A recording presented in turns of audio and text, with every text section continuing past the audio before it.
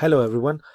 These are the explanations of the reading and composition class. This is an activity that we carried out in the course of 2 weeks, and here are the instructions. Okay, in this first page you are supposed to write the addresses of your blogs, okay, so that your classmates can visit. All right. This is an activity that that will be carried out using Google Drive and Blogger. Okay. On the second page, we can see the index of all the activities that we will carry out. All right. In this little introduction, we can see. Well, let me read the introduction to you. Okay, it says, "Hi, welcome. Today we're in the computers lab because we're going to write some compositions with the help of our classmates and also help them. To support this process, we're going to use two sites to create documents and a blog.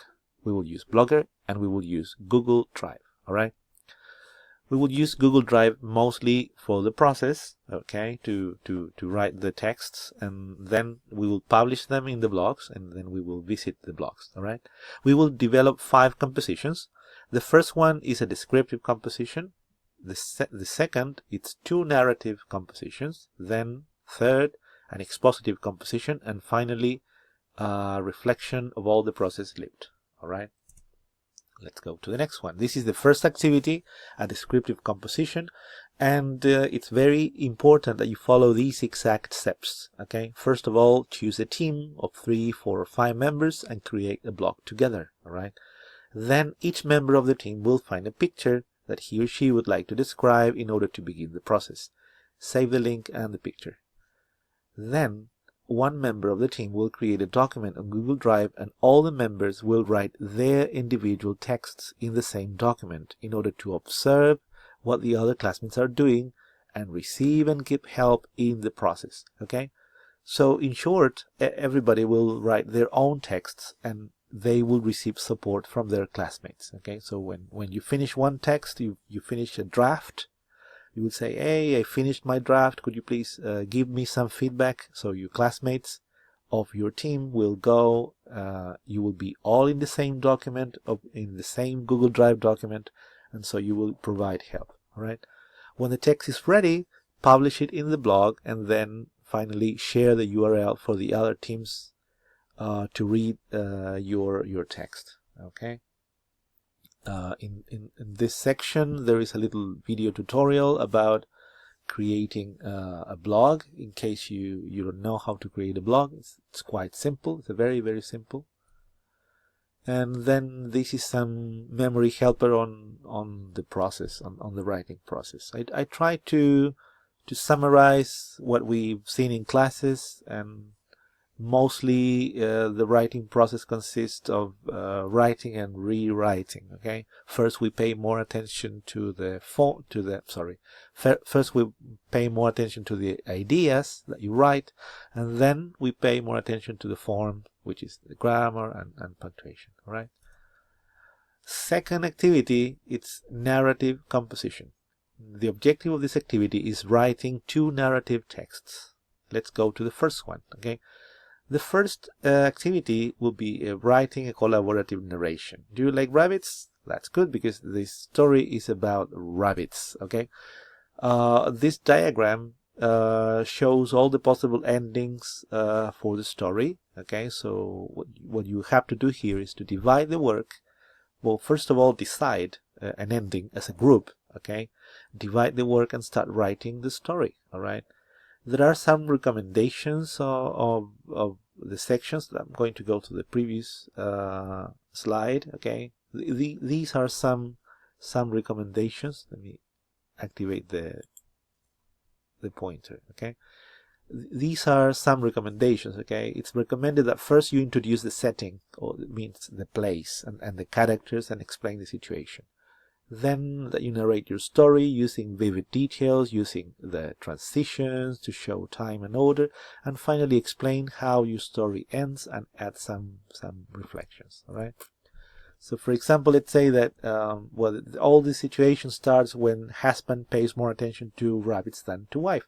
If you pay attention, this is not really the beginning of the story. You're supposed to tell the setting where these 2 people live. Are they 2 people? Do they have children? there are no children mentioned, so we assume that there are no children. So where do they live? What country? What are their names? Where did the rabbits come from? So you need to make all those decisions and write all these details in your story. Then, for example, the wife gets angry, the wife has an affair with another man, the husband doesn't find out, the wife feels guilty and looks after the husband's rabbits, and end of the story. So you just choose the end of the story that you like more, the one that you find more interesting, all right? When you're happy with the result, publish it in the blog, all right? Well, I have to say thank you to Professor Haroldo Quinteros. I remember that we used this diagram in his classes when I studied in first year. It was very interesting, so I always remembered this activity, which was very, very fun. I hope you like it too. Second narrative text is writing a story based on a video. This second narration is personal. You will work as a team, but you will develop your own text. The contribution of the team is the feedback. They will help you correct your mistake, improve your text, but the creation of the texts of this 2B activity is individual. I included some links of videos that will be useful to create your story. Of course, the idea is not to say only the things that you see in the videos, but try to invent the background of the story, say something about the personality of the characters, include say how they feel, describe their actions, describe the reason of their actions. So in short, write the story behind the video, your own interpretation of the video. All right. Okay, let's go to activity 3A. Okay, once we have finished with the narration, we will go to expositive composition. Expositive composition explains rather than telling. Okay, and these are the 4 topics that you can choose from. What do you think is the most significant invention ever made, and why do you think so?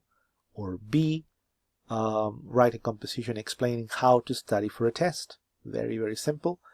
C, what are the most important characteristics of a university student? D, provide your personal perspective to learning or studying a new language. How did you learn to speak English? Or E, you can propose your own topic. If you have your own topic you would like to explain, you could choose it. All right. Finally, you will have to write some reflections on this process. Look at how happy these little men are. Okay, I'll read this with you together. Right, when you get here, write a final reflection on the process of writing this activity. Feel free to write this reflection and mention the aspect that you consider relevant. This text is personal and compulsory, but it doesn't require any revision on behalf of the teacher or classmates. There's no limitation of number of words in it.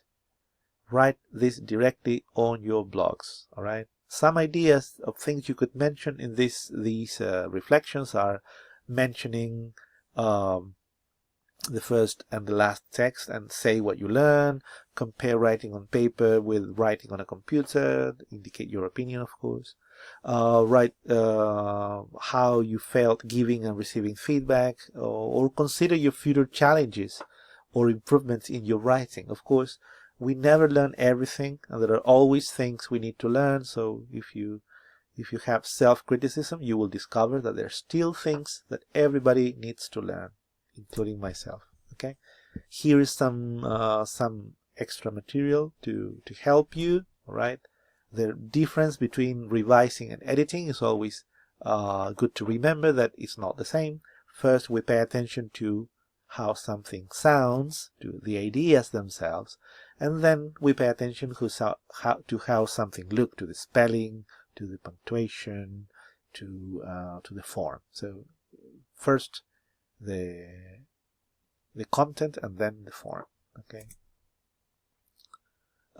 These are some vocabulary lists that will help you vary your words to not only use the same words. We tend to repeat when we're learning a language. We tend to repeat the same words. We tend to say, for example, it's nice, it's good, it's bad, it's sad. But there are many other words that you can choose to describe feelings. Okay, if you feel happy, for example, if you feel happy, you can say that you're cheerful, you're delighted, that you're pleased, right? There are many adjectives that you could use. This little box gives some essentials on narrative. All right. This is more about vocabulary. These are some links where I got some of the pictures in this presentation. And this is the rubric. Okay. In this section, I am going to explain how your work will be evaluated. For your work, I will consider the process and the product. Okay. In the process, I will consider how you participated during these 2 weeks, how active you were, basically. And in the product, I will consider the quality of the text that you publish in the blogs, basically. Okay. You can get some extra credit if you do these actions. If you, for example, if you get late and you don't get you do not get all the points here in respect to the deadline, you can make up and get some points back in the extra credit section. Okay, this is an explanation of how your grade will be calculated. I will consider the rubric 60% and the quality of the text 40%. For example, student 1, Juan Perez, right? Text 1, 2A, 2B, 3A, gets a 6.3 in the quality of the text and gets a 7 in the rubric. Okay, so 6.3 times 0.4 gives me 40% of the grade, and a 7 times 0.6 gives me the 60% of the grade, and I just add up both figures and I get a 6.4, which is the final grade for this assignment. All right. The frequently asked questions are added here. If you have further questions, please write them here, leave a comment, and I will include it in the numbers here. Number 8, number 7, sorry, number 8, number 9, number 10, etc. All right. Well, this is all I have to say. Just leave your comments and good luck with all your work and have a fantastic day.